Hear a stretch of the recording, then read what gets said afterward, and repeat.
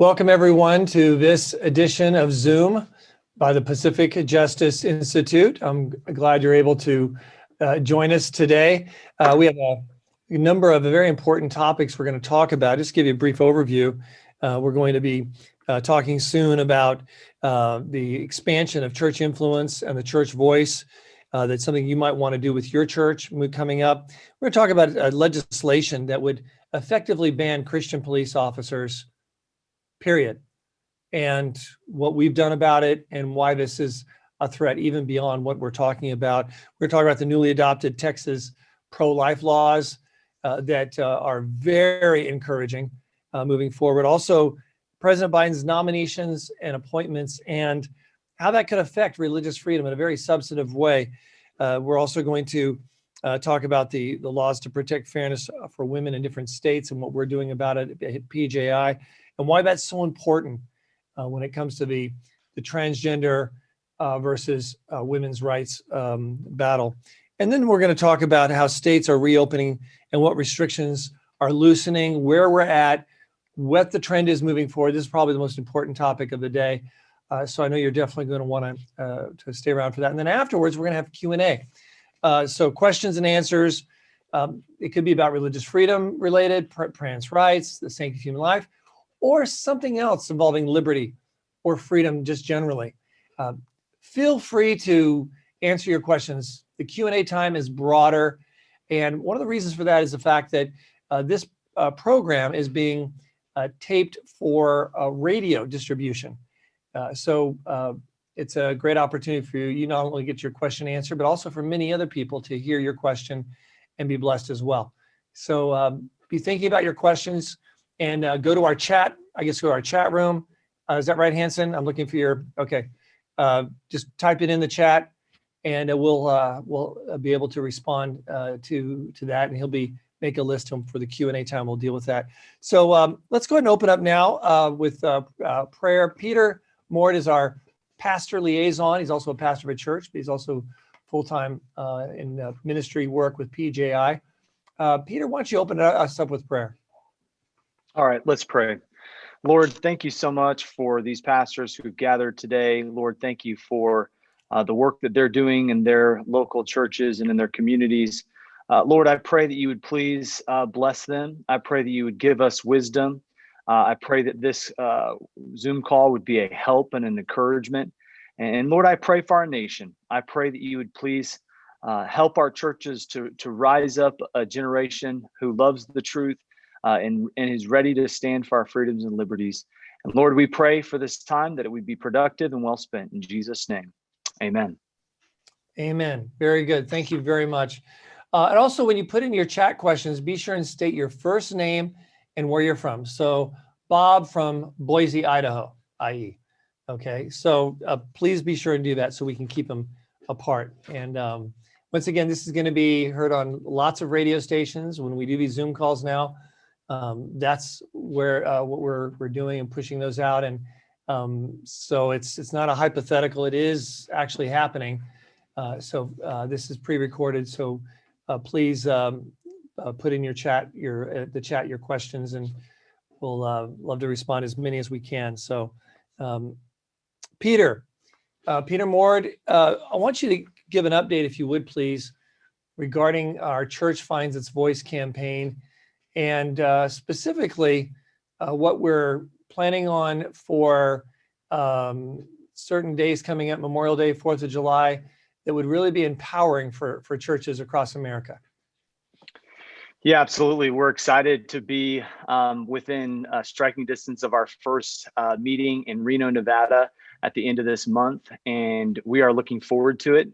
We are talking to churches in that area, and if you happen to be from that area and you would like to RSVP, there's still room, and we're looking forward to meeting with you. These meetings are geared toward empowering churches to find their voice, both locally, but also in their churches. There are people who need courage, and courage is contagious. And we believe that when you have the right tools and you have the ability to stand up and make your voice known, that others will make their voice known as well. And so we're equipping churches to do just that. And we have 5 of these different meetings that we're going to be doing, and we'd love to have one of you come to gather with us. Yeah, excellent, excellent. And these Civic Stewardship Sundays, Peter, how are those coming along? What is that? Yeah, so it's awesome that this year 4th of July falls on a Sunday, and you know, our church is going to do both.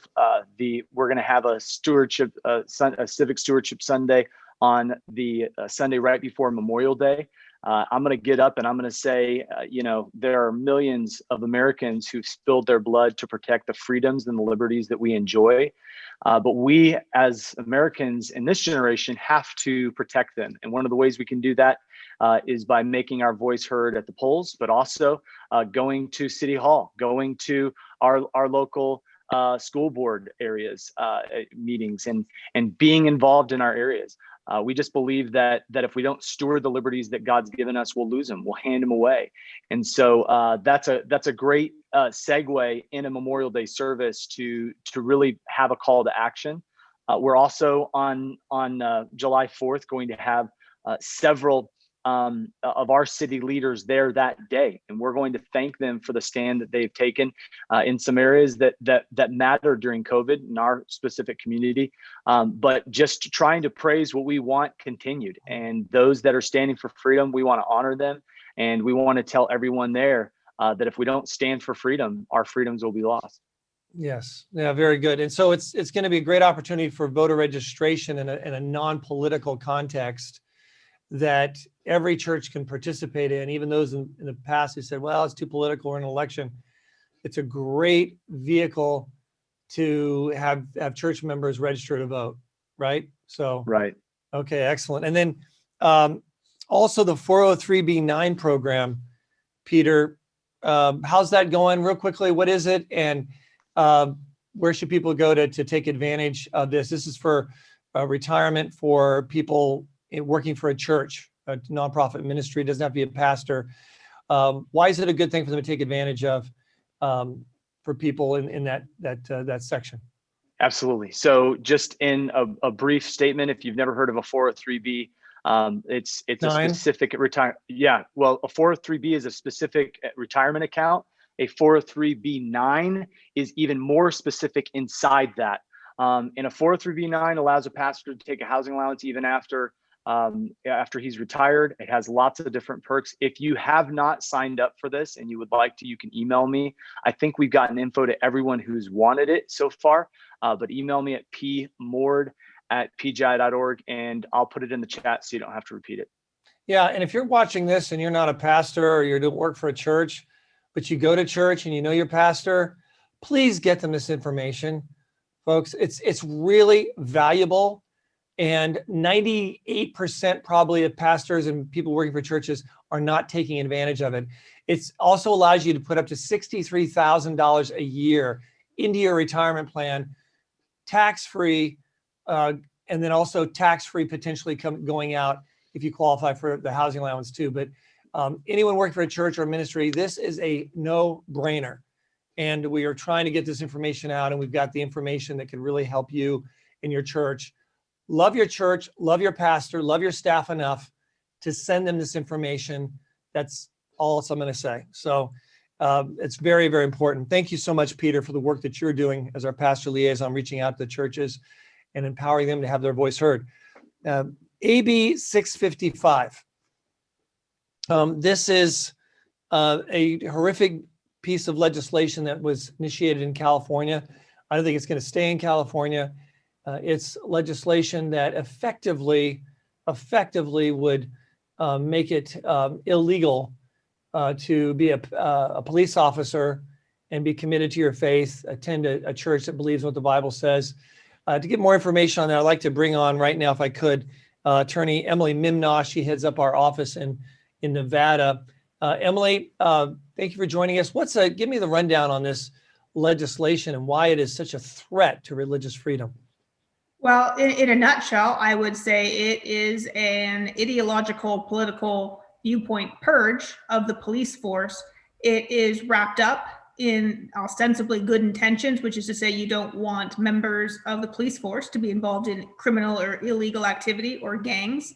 But that is absolutely not what it actually does. And PJI has read the bill very carefully.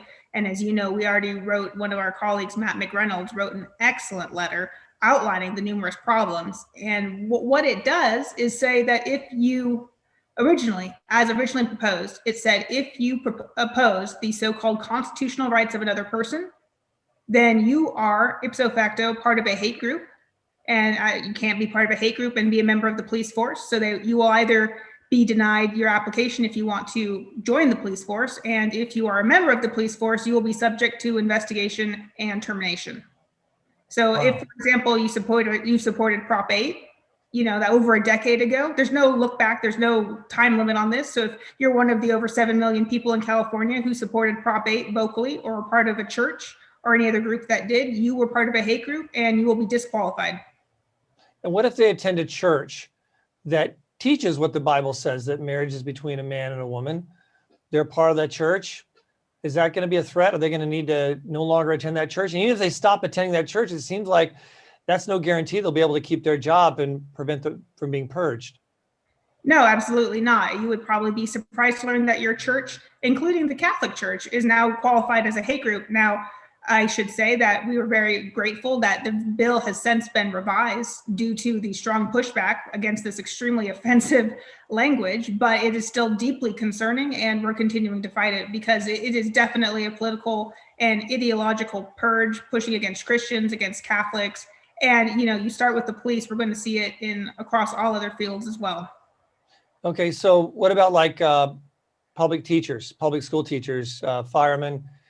I mean, it seems like they could expand it to purge Christian school teachers in public schools and other people in public service, right? Oh, sure. We're already seeing that in healthcare as well, with people being forced to do abortions, or hospitals, religious hospitals being sued if they don't provide abortions, or if they don't provide hysterectomies to women who are suffering from gender dysphoria. We're already seeing those lawsuits happening. The ACLU is being extremely active. And of course, we're seeing that with HR 5 and the Equality Act. So we're getting on the federal scale and of course on the state level as well. And this California bill is just yet another example of an attempt to really stamp out Christians and others from service in public paid and, later, I'm sure, private sectors as well. And we're seeing that with therapists too, I should say. Chief Counsel Kevin Snider, to what extent do you see this as becoming possibly a major constitutional butting of heads that can make its way all the way to the Supreme Court if this becomes law? Well, clearly this would be unconstitutional. In fact, even progressive professors have come out and said this is problematic, and I think it would be a quick preliminary injunction against this if it were ever passed. I do see this, though, unfortunately, as you're suggesting, a trajectory towards discrimination, towards religious bigotry. In the 1930s, one of the things that was occurred in Germany was Jews couldn't hold professorships and things like that. And when you're seeing a codification or laws being written that keep Christians out of civil service and other primary jobs, this is quite troubling. Yeah, to me, it also reminds me of communist China. You want a job, you want to move up, you have to be a member of the Communist Party, and if you're not. You're not. And then also, like in Egypt, if you're a Coptic Christian or a Christian in much of the Muslim world, you're treated like a second-class citizen. You don't often get the job opportunities. It's just very shocking to see this as such a real, significant, specific threat. And I know we're going to be watching it very, very closely. If anyone at any time, by the way, folks out there, that you find yourself being purged because of your faith in the workplace, wherever it may be, please contact us. We defend people of faith coast to coast. We have an office in Miami, also, Seattle, Washington, Southern California, New York City, and places in between. So don't ever hesitate to contact us. We're here to serve you, always without charge, with our huge network of attorneys here at the Pacific Justice Institute. We also have some good news. Let's talk about some good news, folks. There's a newly adopted Texas pro-life laws that have come down that may affect other states as well, and may even go to the Supreme Court.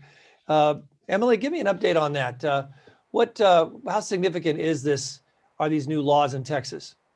I think the new laws in Texas are great. We've seen it pass the Senate, and it is intentionally restrictive of abortion. And we're seeing that as part of a really encouraging national trend right now. There's I think a groundswell of support for really trying to push back against these anti-life, frankly, this ideology and just absolute disregard for women's health as well as the unborn, really in pushing these things. And because of the shift in momentum, the change in the makeup of the Supreme Court, we're seeing this in Texas, but we're also seeing, of course, we saw that law come out in Arkansas recently. And in fact, Governor Asa Hutchinson, famously, I think it's been covered pretty well on CNN just a week ago, went and said point blank, he said, I signed this law as a direct challenge to Roe v. Wade. He made no bones about it. He wasn't shy.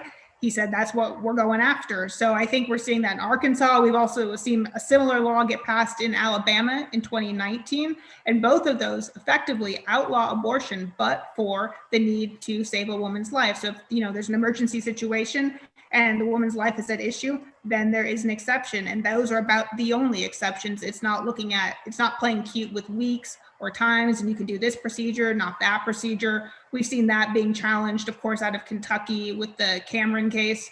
That's actually going to the Supreme Court, not with regards to that actual specifics of the underlying law. That's a procedural issue. But if Attorney General Cameron in Kentucky gets the right to defend that law, then we could see that come up as well. We're seeing a similar challenge out of Mississippi with the Dobbs case, another push against abortion restrictions. And what we're really seeing is this desire from the states to get clarity from the Supreme Court about whether or not Roe v. Wade stands in Roe v. Wade, and I should say Planned Parenthood v. Casey from 1992, about whether the undue burden test is the be all and end all, or if we're going to be shifting more towards this benefit and burden test, where just because it's a burden doesn't mean per se it's unconstitutional restriction on the so-called women's rights to an abortion. Right, especially when we're talking about recognizing the personhood of the unborn. If the unborn is a person, as states wish to recognize, then they're entitled to the rights of personhood, including the right to life. I think it's very logical, actually, the approach these states are taking. And that was a really good summary. I appreciate that, Emily. Kevin, I understand the Biden administration has issued a number of nominations and appointments that have many people very concerned. What is your take, and how could this impact religious freedom? Well, let's start actually with someone he fired, and then we'll go to whom he has appointed. He fired the lady named Sharon Gustafson. She's not a household name, but she had a very important position. She was the chief litigator for the U.S. Equal Employment Opportunity Commissions. You may know it as the EEOC. And she was a Trump appointee who still had, I believe, 2 years on her term. And she was someone that was a friend of religious liberties. If she would direct the EEOC to take cases in which people were being fired or otherwise persecuted because they would not use preferred pronouns for persons that who claimed to be of an opposite sex or than what they were born. And she would also defend what was sympathetic and would defend many cases involving people who had religious objections to vaccinations. Whatever your view on vaccination is, doesn't matter. If you have a religious conviction, the government shouldn't force you to take it. But she's been fired, and she did not resign. They demanded that she resign, and she said, I'm with the EEOC, and I've always told people, don't resign, let them fire you. And that's what she did. And so, but anyway, she's gone. One of the sad appointments is in an Orwellian move. Biden has nominated a racist and anti-Semite to head the Civil Rights Division of the Department of Justice. And as you know, Brad, the Department of Justice has a Civil Rights Division, and that has been recently, under the Trump administration, a place that would protect religious liberties. Religious liberties are under increased attack. But to have someone like this is just remarkable for all of the wrong reasons. While at Harvard, Kirsten Clark, who is the person he's appointed, invited a Wellesley College professor who was a Holocaust denier to speak at the school. And afterwards, she praised the professor as a well-versed intellectual who bases his information on indisputable facts. And so the progressives are mainstreaming anti-Semitism, and this appointment demonstrates that. And on that same line, Biden has says will resume aid to the Palestinians and allow a PLO office in Washington and a consulate in Jerusalem.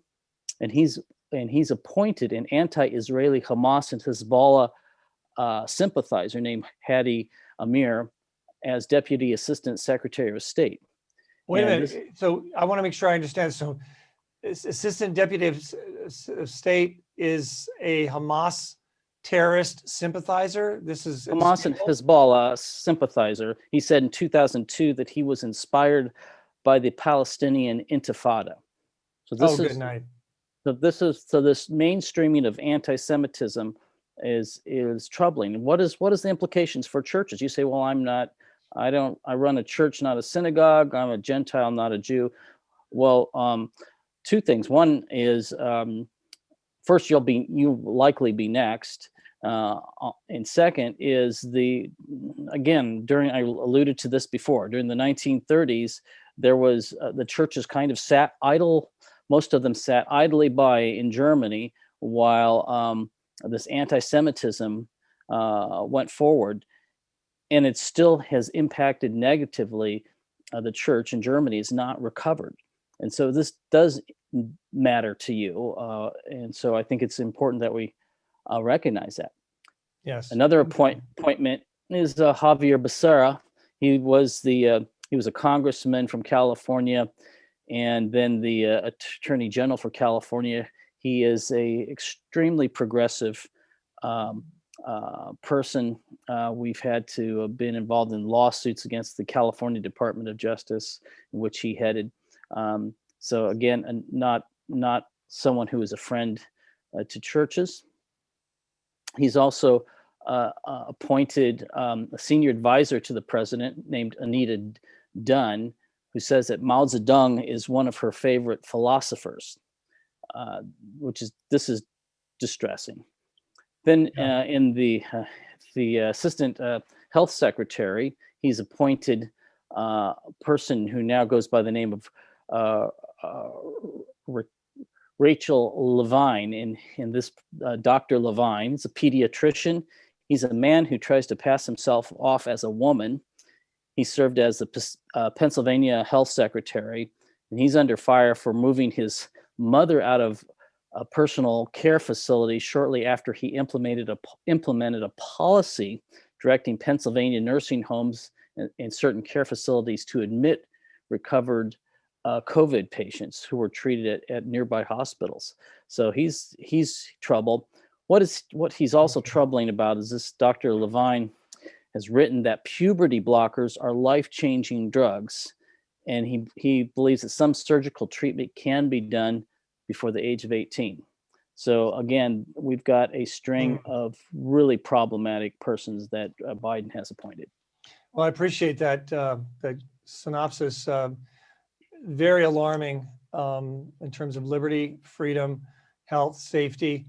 I know we at Pacific Justice Institute on His Channel show that we just recorded today, and it'll be up on, and actually on Monday, it looks like we're the Dacus connection. But we interviewed a transgender leader and also an ex-transgender to really unveil and peel away the truth regarding what actually happens and what are the consequences and repercussions. And I think people will find it extremely eye-opening. I encourage people to watch that on our website. It's the Dacus Connection. It's number 4 in a series. And feel free to send that out, because we really need to get truth out to the American people, especially with regard to these radical, digressive LGBTQ organizers, and particularly those who are giving a lot of false information and victimization to so many out there who are struggling with gender identity dysphoria. So thank you very much, Kevin. That was very, very helpful. Emily, I'd like you to talk about the states and their reopening. We've got some good news out. It looks like more states are reopening. Restrictions are loosening. What's going on there, and what can we expect next?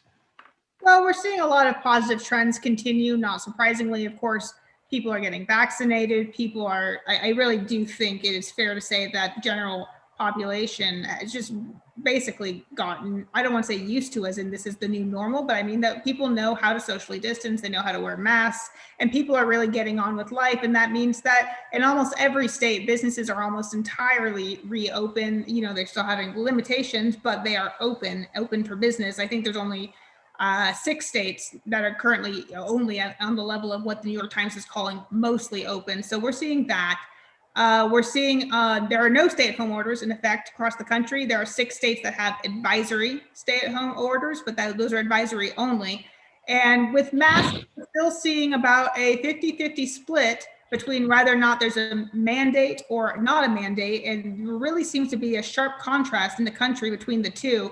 You've got 18 states that have no restrictions whatsoever. It doesn't mean, of course, people aren't recommended to wear masks. It doesn't mean that people are choosing not to wear masks. It simply means that the state is not mandating you to wear a mask, because people seem to be acting responsibly and making, able to make informed decisions for themselves. So again, those tend to be the states kind of in the middle of the country, kind of starting with Idaho, Montana, Arizona, Wyoming, North Dakota, South Dakota, moving down to Texas, Wisconsin, Iowa, Missouri, Arkansas, Florida, kind of those states. And then you've got 30 states with mandates from mainly either the West Coast or the East Coast. So you've got California, Oregon, Washington, and then on the, you've got about North Carolina, Virginia, up to Maine, tend to still have the mask mandates in place. The question of schools is still difficult.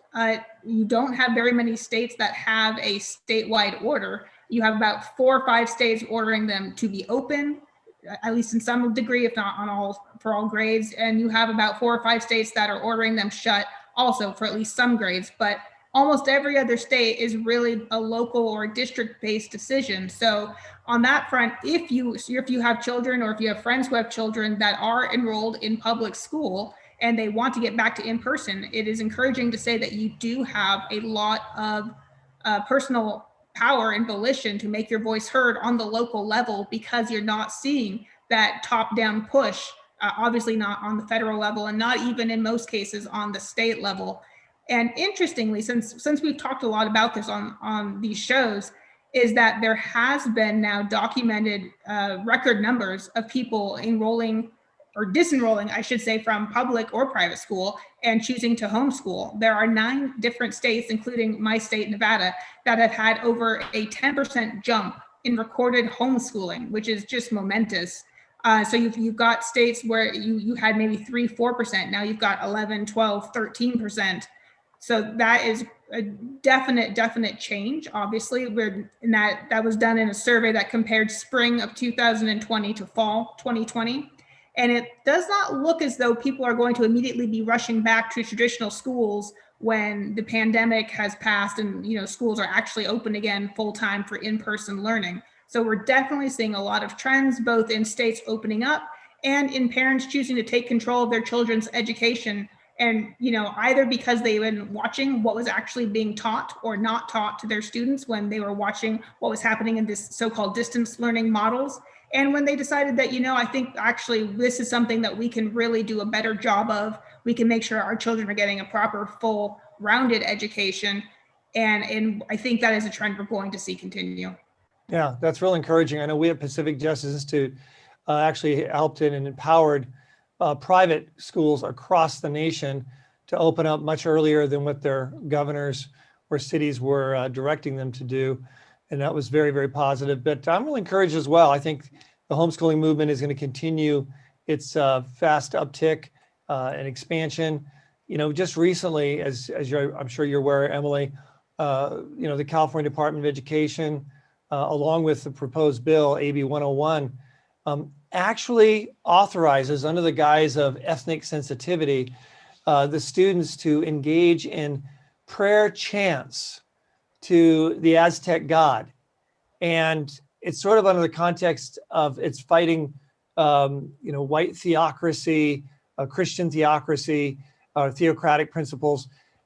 They're trying to basically attack Christianity and raise up ancient religions for children to engage in religious chants and the like. The Aztec god, that was the god they sacrificed babies to by the thousands and thousands and thousands. It's a very barbaric culture, and the religion was very inhumane from a Judeo-Christian perspective. Now, they like to teach that there is no right and wrong, all religions are the same. No, that's not the case, especially if you believe at all in human rights and fundamental rights. So I think we're going to see more and more parents pulling their kids out of government schools. This looks like it's coming right down the pike in California. We're getting ready to scrutinize it and potentially challenge it as unconstitutional. But Emily, do you think that this is something that we're going to see other leftist states entertain in terms of the curriculum and the indoctrination that's being mandated for every single public school child, for example, in the state of California? I think that's definitely a trend, though. We were seeing a kind of dovetails, I think, into what Kevin was talking about, our chief counsel, about the appointments we're seeing from President Biden. There is a definite push towards that ideology. And I think like we were talking about with the California Bill 655, if you don't get on board and actively support what's being pushed, then you're going to be silenced and or purged and removed from your position because you're not towing the line. And not only you're not being quiet, you're not actively supporting it. And, things with this proposed curriculum that they're pushing in California, it's particularly pernicious because as I understood it, and I was reading more, and I really liked the letter that you wrote, Brad, that went out on our distribution list, where some of these allegations were so bizarre. You think this can't really be true until you start reading it. And yes, they want students to chant the name of this god who you sacrificed humans to. And you're reading about it and they're trying to justify it, saying, well, these are really, symbolic. We're trying to understand, these concepts. You don't need to understand war by chanting the name of the god of war.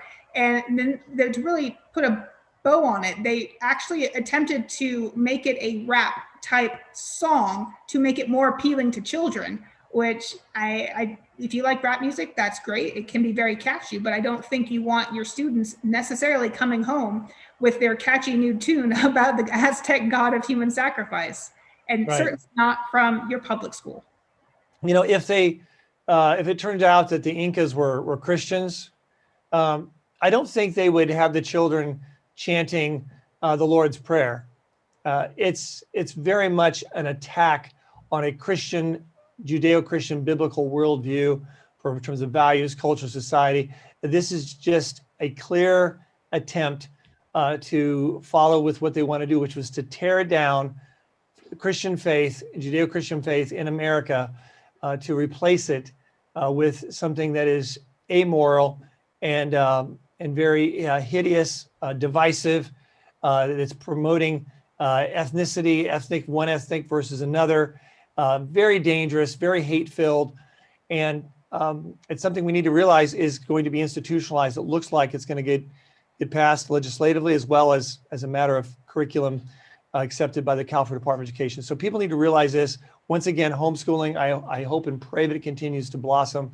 And I believe as parents find out about this, I can't see a parent reasonably wanting their child to be exposed to this kind of very dangerous, hate-filled kind of a material. So I'm glad we covered that. Now, I want to open us up now to some Q&A, folks. So if you have some questions, once again, just go to the chat and put down your name and where you're from. So say Bob from Boise, Idaho, and put down your question. It could be deal with religious freedom, parents' rights, sanctity of human life. Could be, it was all kinds of liberty issues.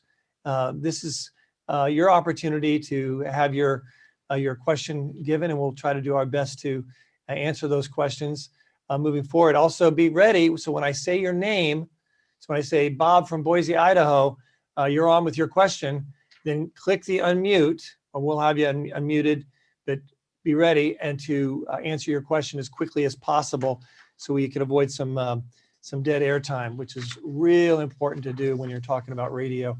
All right, now the first one on the list is Lynette from Windsor, California. Lynette from Windsor, California. What's your question? So unmute, Lynette. Is Lynette no longer there? No? Here, I'm here. Oh, okay, Lynette. All right, very good. You were the first out of the gate, so others can learn. So be ready to push that mute button, and that'll be great. So what's your question? How can we help you, Lynette? My question is, our church is in Windsor, California in Sonoma County, and Sonoma County still has a mask mandate for inside services. When do you look at that possibly being lifted so that we can still have church inside without having a daggone mask mandate? It's crazy. So Sonoma County, that's in Northern California. Emily, what say you? What counsel could you provide in this situation? Emily? Sorry, Lynette, I just did the same thing as you and didn't unmute myself. That's a great question. Like I was talking about earlier, California is one of the states, of course, that has its mandatory mask requirement across the state. But California, for those who aren't familiar, also tends to have county by county rules. So it's one of the states that allows the counties to have even more restrictive rules than you actually have at the state level. So whenever you're asking this question in Sonoma or any other county, the first thing you always want to do is check and see what your local rules are. So even if hypothetically California were to lift its mask mandate, that wouldn't necessarily solve your problem, so to speak, in Sonoma. So the question then is what frankly can you do to get them to lift it, outside of litigating, which of course, as we know, takes a long time. And PGI is always happy to do it, especially when it's something as important as this. The question is, what do you do in the interim? And the first thing is you want to look at who's making these rules. Typically, you're getting it from your local public health officer. And I think the really frustrating thing, just from a practical level and from a democracy level, is these people aren't elected. You did not vote for this person, and yet they're making rules that affect literally your everyday life. But you can be heard. And that's where you start making your objections known to your board of supervisors. And at your local city or county board meetings, you want to make sure that your voice is being heard. And so I think it is very frustrating, and people have endured this far, far longer than anyone expected. We were told it was 2 weeks to flatten the curve. And wouldn't you know, that was more than 2 weeks ago. So I think in the first instance, it's a state level problem. Then it becomes a local problem if you're still being subject to these more restrictive rules. And I think it's also important to say, you can point out that other counties and other states have lifted these rules and deferred to people's, frankly, common sense. And they're not experiencing significantly negative repercussions because of this. And in some instances, we've got the numbers to show that, in fact, where the mask mandates have been lifted, the numbers have actually gotten better. And I think that goes simultaneously with the fact that, of course, many people are able to and choosing to get vaccinated. Oh. Okay, very good. I appreciate that description. I know we at PGI got the Supreme Court to give an emergency injunction against Santa Clara County, California, after they continue to insist on treating churches differently than other secular entities in terms of occupancy requirements. Our chief counsel, Kevin Snider, did a fantastic job in that litigation. We're watching these and we're litigating very aggressively. The best way, folks, for you to keep up with these cases that we're handling is, of course, the Zoom call is very helpful. But in addition, I would go to our website and sign up to get our Legal Insider newsletter. If you're not already getting those press releases, those updates, about one a week, please do that. It's very important, partly because some of the media outlets like Facebook, YouTube, Instagram, they're canceling all kinds of productions by the thousands. Pastors, church services are being removed from these platforms. And so at the end of the day, it very well could be a matter of those who took the time to connect, i.e. to get our legal insider, and those that don't may find themselves totally oblivious as to where they can get truth and information. So it's really important now more than ever to go to our website, sign up to get our legal insider newsletter. And you can do that easily. Just go to pji.org, P for Pacific, J for Justice, I for Institute, .org, pji.org. Lois from Los Angeles, you have a question? Lois from Los Angeles. Yes. Why is the Supreme Court hesitant to take on the Mississippi abortion case? The Mississippi Washington case. No, the abortion case. Oh, the from abortion Mississippi. case. Yeah. I think you're referring to the Dobbs case. Is that correct? Yes, yes. Okay. Right. ahead, That's a great question. And of course, as it sounds you're familiar, but for those who may not be tracking that case, they actually applied for cert certiorari, which is to say you go to the Supreme Court and you ask to be heard. And that's always, firstly, it's never a guarantee. It's far from. As we know, we were very grateful, of course, that PJI with Kevin's leadership, Kevin Snider, we were able to get heard so quickly. But you usually have between 7,000 and 8,000 applications for cert every year. Sometimes it's only 5,000, but it's usually more like 6,000, 7,000, or 8,000. And out of those, you get about 80 taken on any given year. So that's about 1%, 2%, depending. And so, firstly, I don't think it's fair to say that they're necessarily hesitating, although in this case, I certainly think that this is an important case. We've seen a lot of splits on this. And like we were talking about earlier, we're seeing all of these laws coming out, frankly, pushing, in the case of Arkansas, directly, openly, and vocally, they are pushing back against Roe. So in the case of Dobbs, where we are seeing this Mississippi law that is pushing back against Roe v. Wade, against the Planned Parenthood v. Casey 1992 standard that said if it's an undue burden on the so-called right of a woman to receive an abortion, that is enough to say that it is unconstitutional under the U.S. and the so-called penumbra rights that you have to receive an abortion. Obviously, I don't believe that that is a right, but if that is the constitutional standard, then what can we do about it? So this Dobbs case that you referenced from Mississippi is asking that question. So are they hesitating? I obviously can't tell you definitively. I think they applied last summer, 2020. We've seen a lot of amicus or friend of the court briefs being filed on this. There's a lot of interest in it. I was hopeful that on March 29, earlier this week, that we were going to see that the court had granted cert. And of course, we did not get that yet. So we're still waiting. It could be that, right, frankly, with all of the COVID cases that are coming up that are all being heard on an emergency basis, it could be that that's causing the delay. To grant cert, you need 4 justices to sign on. And, of course, we know we have 6 so-called conservative justices, 6 of the 9.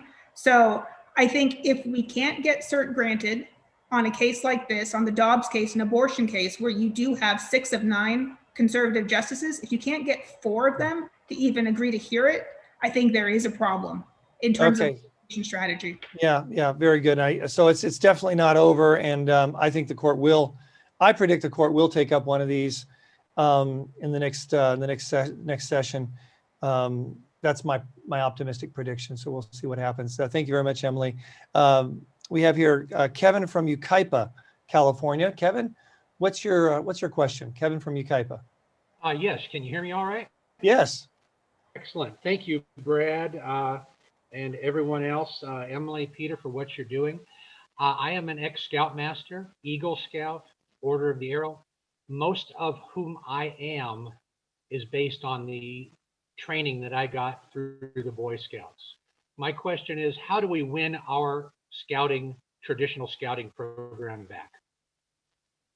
Well, I can say first off, a lot of that is based upon what the scouting organization decides to do. I know they've loosened up some of their moral standards, if you will. And that's been very alarming to a number of people. But I really don't see this as, at this point anyway, a government threat as opposed to more of an internal one of compromise. Emily, what say you? I think that's right. It's a private organization. So to the extent that they're making internal decisions, it's an internal matter, just as it would be if you were dealing with the church. Now, that said, the Equality Act could trouble that if you have this new radical definition of sex and discrimination where you can't legally under federal law, even if you're a private group, so-called, and engage in discrimination against a protected class, such as someone who identifies as transgender. That would, I think, make the question more difficult. But at this point, I think, as Brad said, it's mostly an internal matter. So if you want to change it, I think it's a change from the inside. Yeah, one thing that we at the Pacific Justice Institute prepared was a model. It's called mission preservation policies and bylaws that nonprofit organizations like the Scouts should seriously consider. We've prepared these without charge to be utilized by nonprofit organizations of faith all across the country, and we make those available for free if people are interested with their nonprofit to get this. Just contact our office, and we'll be happy to provide those. Did you have a follow-up question, Kevin? Yeah, that was called what again now? Mission preservation policies. Very important, and we encourage those to be pushed out by all kinds of parachurch organizations, nonprofits, to keep them from drifting and compromising with what they were founded on and what they know is right. Yeah, it's very, very important, and we've had organizations that have applauded our work in putting this together. So very good. Thank you. I will be requesting that. Yeah, it just saddens me that the pack and troop had to fold under pressure. Yeah, I understand totally. I used to be a Boy Scout myself, so didn't make it to Eagle Scout, but that's another story. But I just couldn't dive off the high dive. That's all right. Brandy from Camarillo, California. Brandy, what's your question, Brandy? Brandy from Camarillo, California.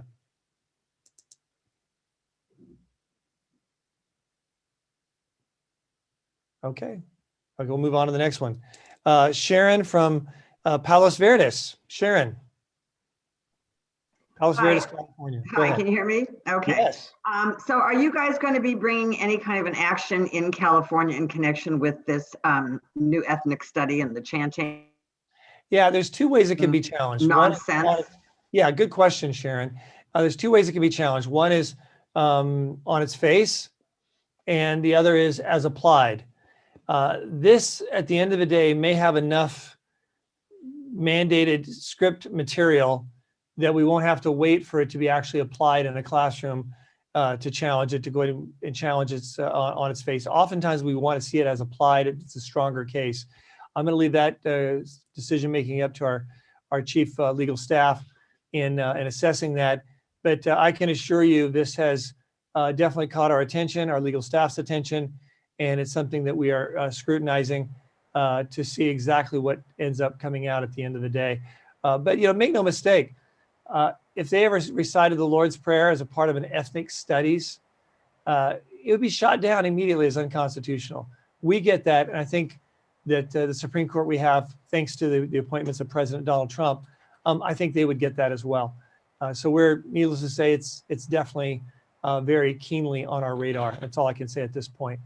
Very good question. Trina from Brentwood, California. Trina from Brentwood, California. You're on the PGI Zoom call. Yes. Hi.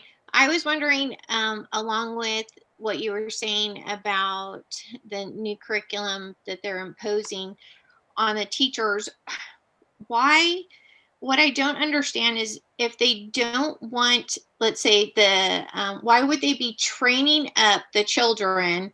You have your children go into the classroom. Why is it necessary to teach the children to behave in a manner that is detrimental not only to themselves, but how they view other people and what they can do to society, because you start bringing in these ancient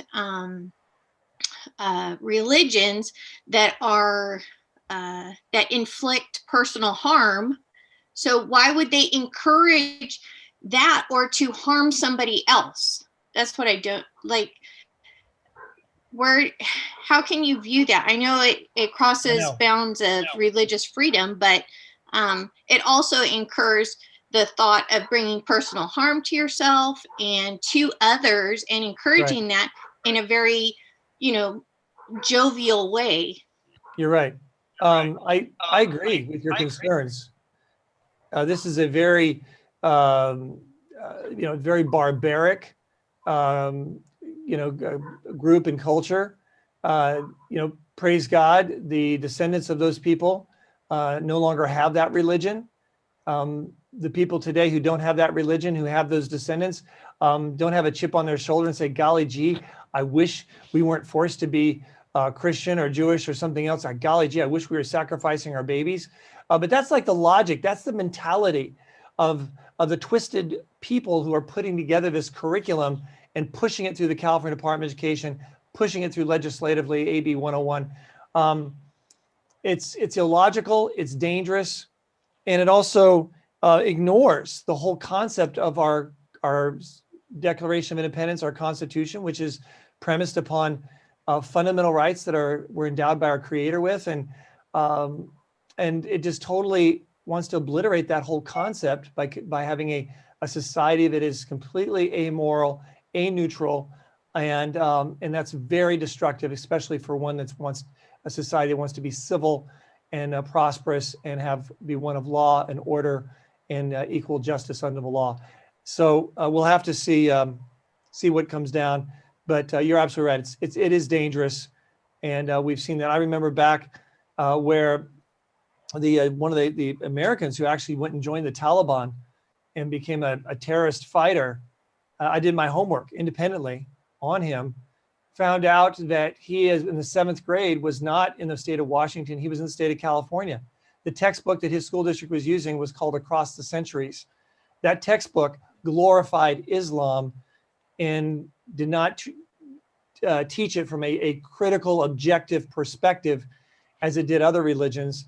And I can't help but think that young man was heavily influenced, which ended up impacting him and his violent activities he did later on. So you're right, it does have an impact on kids, what we're pushing in the public schools. I'm going to Connie from Fullerton. Connie from Fullerton, what's your question, Connie? Hey, Brad, thanks for taking up. Thank you for having this forum.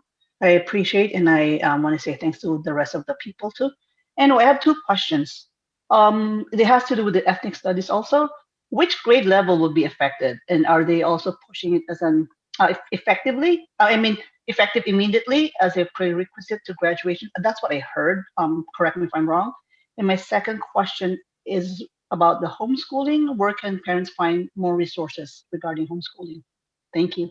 Yeah, thank you. Well, first I can say as far as homeschooling, we at Pacific Justice have a short video promoting homeschooling by churches, for churches to do church homeschool co-ops. Wonderful thing. That's something you can work on with your church that would help not only your kids, but others. And we're encouraging that. Also, we have a list of homeschool organizations there on our website, pji.org, that you can link up with, like CHIA, for example, is just one of them based out of California, but they're all over the country. Emily, why don't you help answer the rest of the other questions as well? Sure. So the chanting and so-called ethnic studies curriculum, it's still in the process of being developed. So we're tracking that very carefully. And per a question we received earlier, and as Brad was explaining, we can challenge it either on its face or as applied, but we're not sitting back and waiting for this, of course, to be passed. We are already, obviously we're talking about it now, and one of our colleagues has already written a letter outlining, as you were talking about, outlining the problems with it.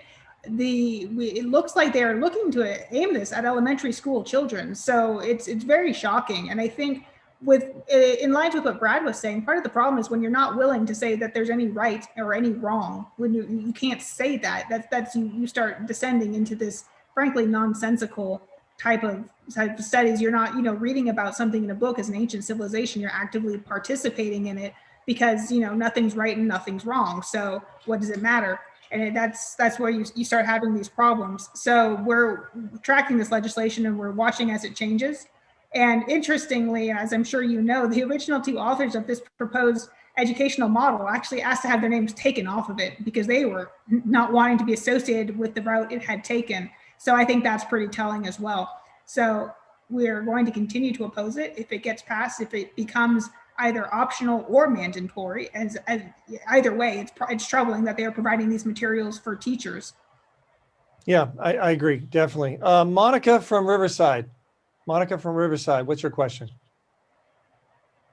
Hi, nice to see you, Brad. My question is about the COVID vaccine. I'm somebody who doesn't want to get it, and I've been hearing about a passport that might be required. So I wanted to know what legal precedent there might be for those of us who opt not to get that vaccine. Yeah, that's a very good question. And it looks like the trend line is moving in that direction, particularly at least for people who are going to be flying on commercial airlines. But it could be expanded to entering a grocery store or a clothing store or shopping mall. Emily, what are your thoughts on this?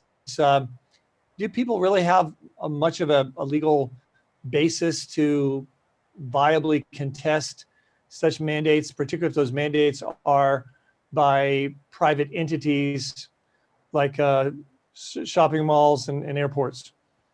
If it's a private entity, you'll really need, I think, legally to look towards a discrimination claim, either because you're not able to take it for medical reasons or religious reasons.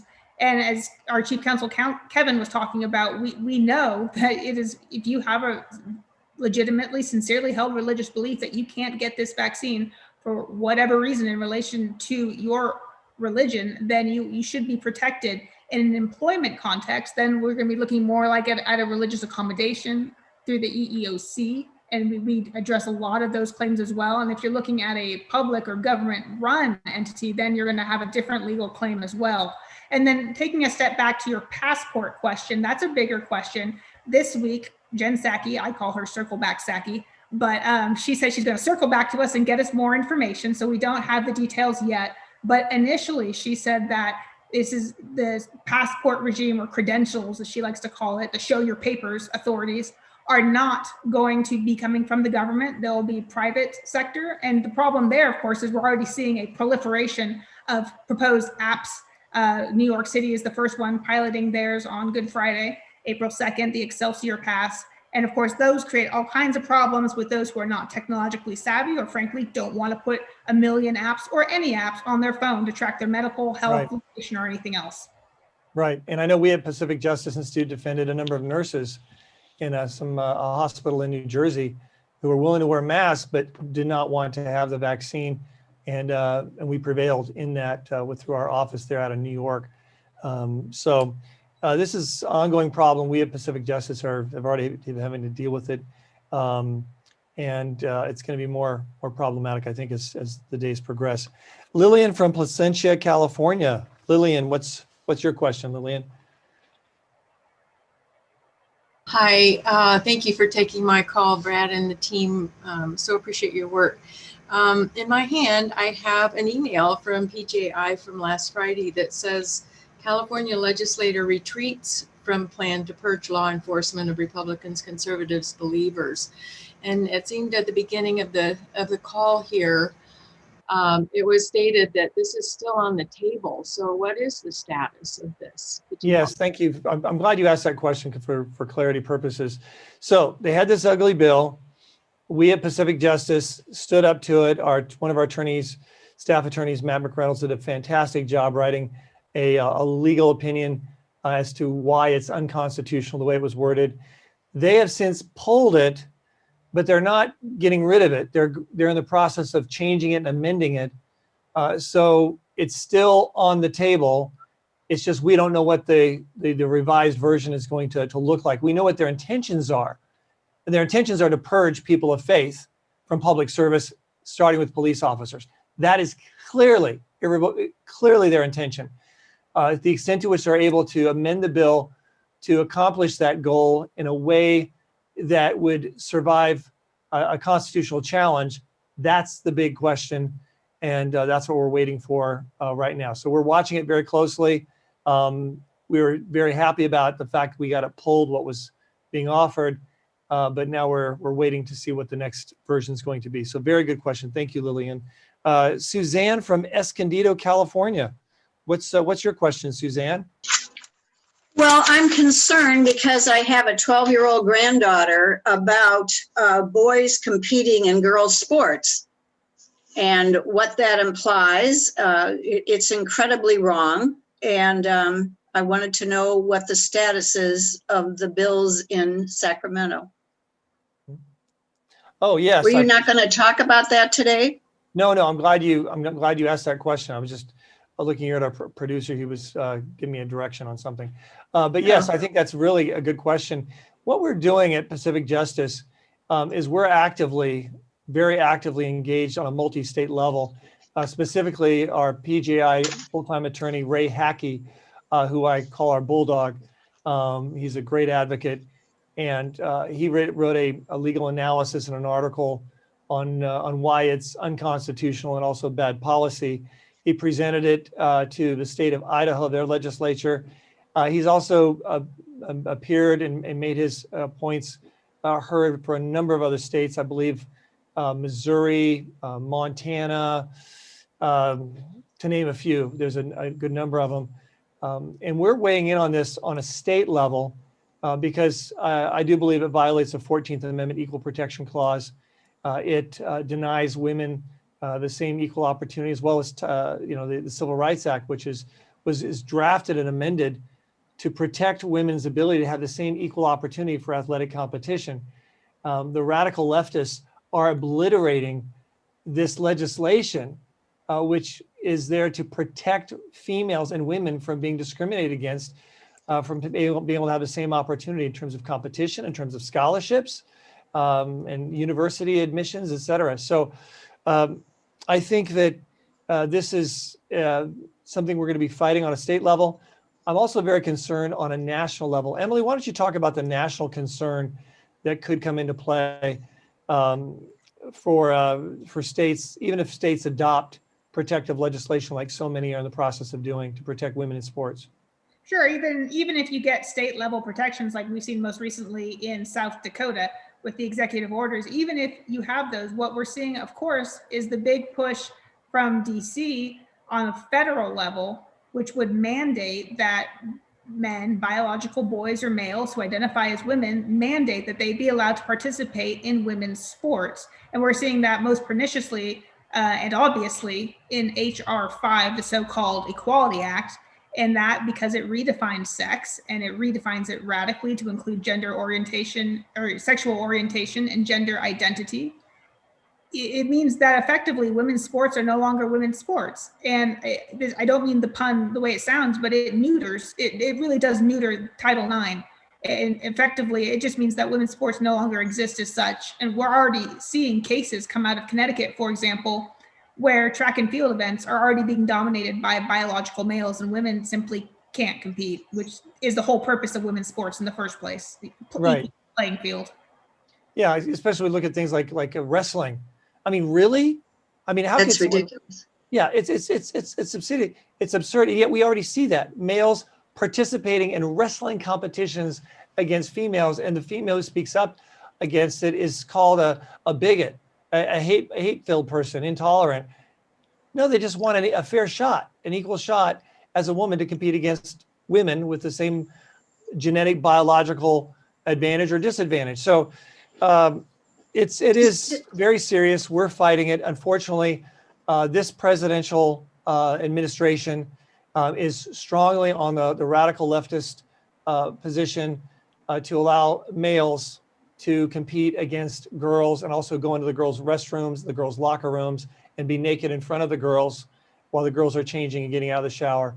That's what this administration with executive orders, that's what they have pronounced, and they're pushing it already.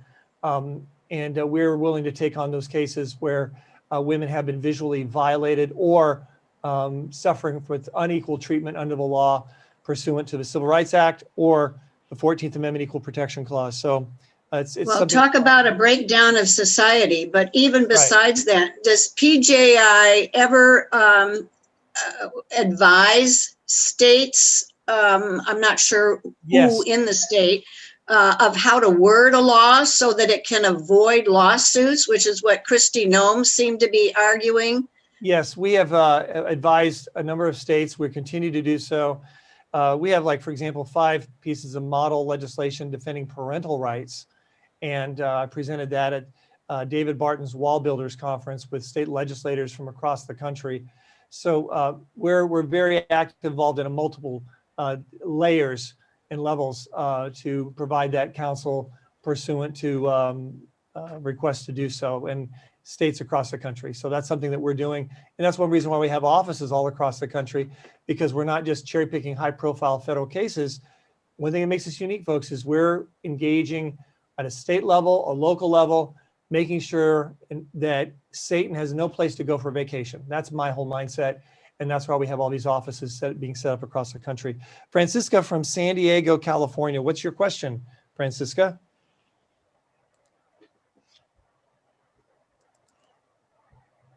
Francisca from San Diego, California. Oh, hi. Oh, can you hear me? Yes. Oh, yes. Hi, everyone. Thank you so much for bringing attention to all these issues. Like I mentioned in my comment, I just had read the letter that PJI had sent regarding the ethnic studies. And I just wanted to see how we as parents, as Latino parents, I'm an American of Mexican descent, how we could make sure that if this was to pass, so I'm hoping it doesn't, how we could exempt our children. I personally am now homeschooling my 2 children, and I'm trying to just get the word out to other families that unfortunately our public education system here in California is not only academically not okay, but all the things that all these other agendas are really harmful to our children. Could we, in case this passes, could parents request an exemption from ethnic studies? Very good question. Emily, what are your thoughts on that? That's really a state statutory exemption question. It seems on its face. What say you? We would have to look at the actual language of the actual curriculum once it gets finalized. And that's, again, something that we're watching, and we would have to find a specific provision, or let's say model or module, I should say, within the curriculum that would be particularly objectionable. I don't think that would be difficult based on what we've seen proposed so far. And based on that, we would say, yes, you would be able to argue and articulate a solid reason to have your child removed from that and either engage in alternative ethnic studies. Anything really would be more valuable than that, in my opinion. But find an alternative module that they could complete. Yes, I would agree with that. Yeah, so that should be encouraging, whether it's a state exemption or just attacking it as a violation of the Constitution and the rights of your daughter not to be forced to engage in religious chants contrary to her faith. Okay, Beth from Las Vegas. You have a question? Beth from Las Vegas? Oh, hi. I was just wondering, everything seems to progress much further than we could ever imagine. And if they're going to honor an Aztec god of human sacrifice, are we going to get to the point where they're sacrificing like a chicken in school or something, or movies like that? And I mean, that's when pastors start just going through the doors and, you know, trying to stop it. The same thing happened with the drag queens in the libraries. I mean, where do we go with that? That's so crazy. Yeah, I think what you just said is very expressive of the feelings of the overwhelming majority who are on the Zoom call. A lot of this is policies and strategy to push out those with a traditional belief system, to push out those who believe in fundamental rights and an actual reference point for the origins of those fundamental rights and liberties. It's serious. It's from multiple layers. We didn't even talk about the sex education materials that's in the public schools. We have a whole video, whole film, documented film on that on our website that people have found just shocking. So a lot of this, for you sort of look from a big macro perspective, several factors. One is, of course, who we elect to office. Some of these problems we're having are the direct result of the outcome of the November election. And those who chose to vote for a candidate to occupy the White House that has a different worldview and perspective than those who appreciate religious freedom and the sanctity of life, for example, and parental rights. So that's part of it. Also then is on a local level, like we talked about earlier, it's having the church voices heard, getting your church to get active in registering their voters, and to also be involved in saving children from public schools by starting church homeschool co-ops and the like.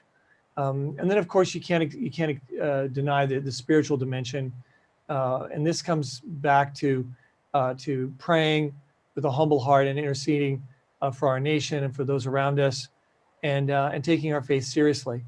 As we see what's going on around us, we can't help but ignore the spiritual dimension. I'm a constitutional law attorney. I've studied constitutional law and practiced constitutional law for about 3 decades. I never forget the spiritual dimension that we're facing as a nation as we look at these challenges. We're working hard to step up to them. We continue to see God's grace. The successes in our litigation is unbelievable sometimes, and I'm grateful for that. At the same time, we need to recognize that it's a spiritual battle that involves all of us, and that includes everyone to step up where they can and to be a shining light of love and truth to a world that desperately needs it. So I appreciate that, Beth, that was a very broad question. I just gave a very broad answer, but I think it was one that was God blessed. So I appreciate that very much. Folks, I want to encourage you once again to participate in the next Zoom call. It'll probably be in 2 weeks, and we'll be sending notices out to those of you so you can be updated on that. We're here at Pacific Justice Institute are here to serve you without charge. And I want to thank so many of you who support our work for such a time as this.